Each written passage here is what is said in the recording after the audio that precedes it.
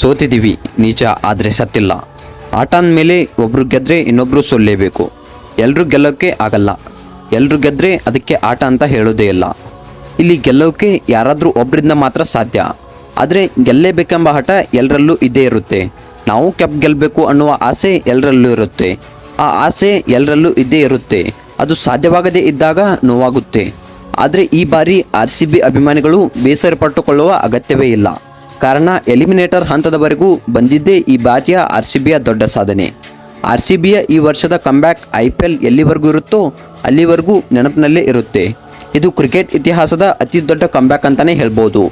ಈ ಸೋಲಿಗೆ ಬೇಸರ ಪಡುವ ಅಗತ್ಯವೇ ಇಲ್ಲ. ಸೋತ್ರು ಗೆದ್ರು RCBನೇ ಅಂತ ಹೆಮ್ಮೆಯಿಂದ ಹೇಳಿ. ಇನ್ನೊಂದಿಷ್ಟು ವರ್ಷ ಕಪ್ ಗೆಲ್ಲದೇ ಇದ್ದರೂ RCB ತಂಡವನ್ನು ನಾವು ಯಾವತ್ತೂ ಮರೆಯೋದೇ ಇಲ್ಲ. ನಾವು ಯಾವತ್ತೂ ಕೂಡ RCB ಅಭಿಮಾನಿಗಳಾಗಿಯೇ ಇರ್ತೀವಿ. ಗೆದ್ದಾಗ ಸಂಭ್ರಮಿಸಲು ಸಾವಿರಾರು ಅಭಿಮಾನಿಗಳು ಇರಬಹುದು. ಆದರೆ ಸೋತಾಗ RCB ಫಾರ್ ಎವರ್ ಅಂತ ಹೆಮ್ಮೆಯಿಂದ ಹೇಳುವ ಅಭಿಮಾನಿಗಳು RCBಗೆ ಬಿಟ್ಟರೆ ಬೇರೆ ಯಾವ ತಂಡಕ್ಕೂ ಇಲ್ಲ. ಹೌದು, ಕೋಟಿ ಅಭಿಮಾನಿಗಳ ಕನಸು ಕನಸಾಗಿಯೇ ಉಳಿದಿದೆ. 20 ದಿನದ ಹಿಂದೆ ಕೊನೆಯ ಸ್ಥಾನದಲ್ಲಿದ್ದ RCB ಎಲಿಮಿನೇಟರ್ವರೆಗೂ ಬರುತ್ತೆ ಅಂತ ಯಾರೂ ಕೂಡ ಯೋಚನೆ ಕೂಡ ಮಾಡಿರಲಿಲ್ಲ. ಆ ಥರ ಒಂದು ಮ್ಯಾಚ್ಗಳನ್ನು ನಮ್ಮ RCB ಕಂಬ್ಯಾಕ್ ಮಾಡಿದೆ.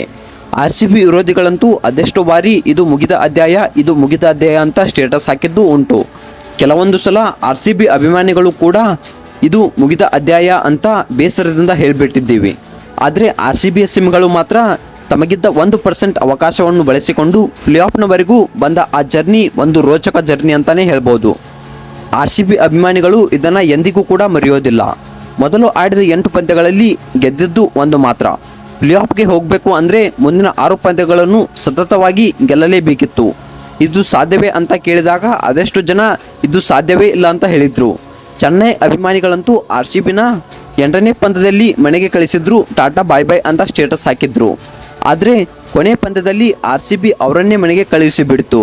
ಆಟ ಅಂದಮೇಲೆ ಗೆಲ್ಲುವುದು ಸೋಲೋದು ಇದ್ದೇ ಇರುತ್ತೆ. ಆದರೆ ಯಾವತ್ತೂ RCBನ ಬಿಟ್ಕೊಡೋದಿಲ್ಲ.